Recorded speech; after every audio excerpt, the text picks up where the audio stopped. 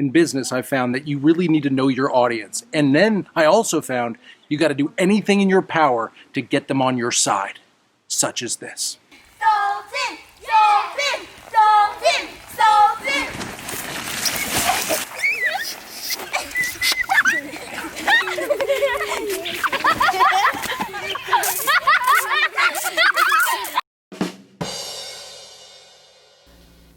Welcome to another edition of the Sultan of Small Talk. I'm Chris Carbone. Today we are going to slide right into a new topic, and I just dried off from that last little slip and slide event. What I think you're going to love about this is sometimes you do need to have some small talk, some persuasive opportunity to chat with people and then get them on your side so they can be champions for your new business, so they can continue to give you referrals. Let's talk all about it. I think you're going to love it. What makes me so stinking likable? I don't know. I'm just cute as a button, I suppose. Well, the reality is sometimes you just have to really open up and ask questions about them. I have learned through Dale Carnegie's book, How to Win Friends and Influence People, that the biggest topic that's most important and most endearing to everybody universally is this: themselves.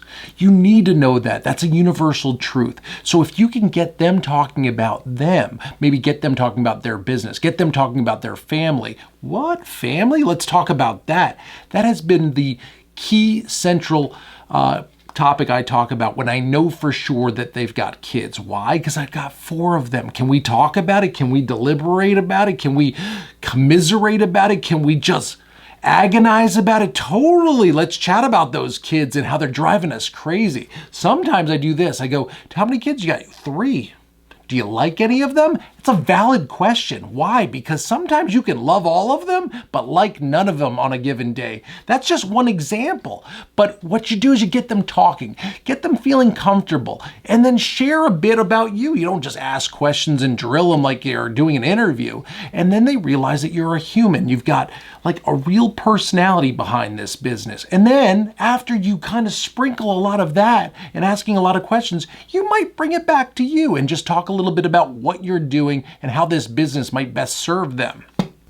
So when I started my own business, I knew I needed to find the right kinds of people and in the certain categories that really made a lot of sense. So in my personal example, I found that insurance agents were really important, and realtors were important, and home inspectors were important, and plumbers were important. Now, all of these folks did not know that I existed. I had a brand new fledgling business, and I was super excited about it, and I needed to get the word out there. So the first thing you really need to do is be very approachable. Approachable and likable. Those are definitely going to be key strategies here. And you need to have a little bit of gumption and the ability to go ahead and just get out of your comfort zone and speak to people in a persuasive way. Are you ready to have a ninja-like memory? Let's talk about that. I've got some skill set that I have developed simply from using my smartphone. Now, all smartphones have notes. They've got a notes section. You just need the notes section. I don't care if you got a Samsung Galaxy or if you got something from 2008, they got a notes section. What I like to do is right after I have a really good conversation with an office. Maybe I spoke with somebody who sits in the front row on the right-hand side when you walk through the door, and his name is Charlie, and Charlie likes to motorcycle with his kids and his wife, and they just recently, no good? Apparently you don't motorcycle with kids. This just came in. My wife is on the earpiece here.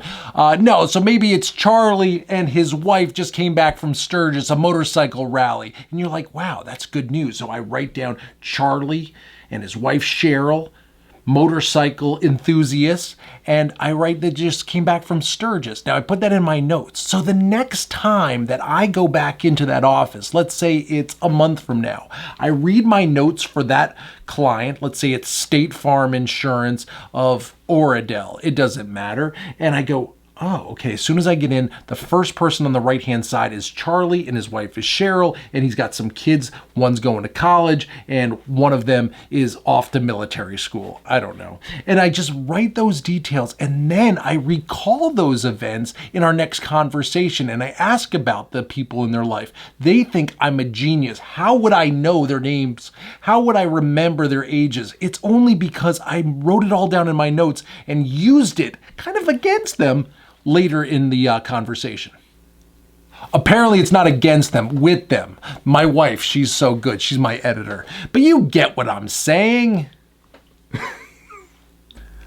I jokingly refer to the fact that somebody called me the Sultan of Small Talk as it was kind of like maybe a joke or something, and not necessarily something endearing. But I've since then realized that actually small talk is not so small. It's not necessarily going to be just some trivial thing. Sometimes those little conversations will lead to really good relationship builds. Really building one small conversation onto another one. So over time, that relationship becomes strong and you build bridges with people.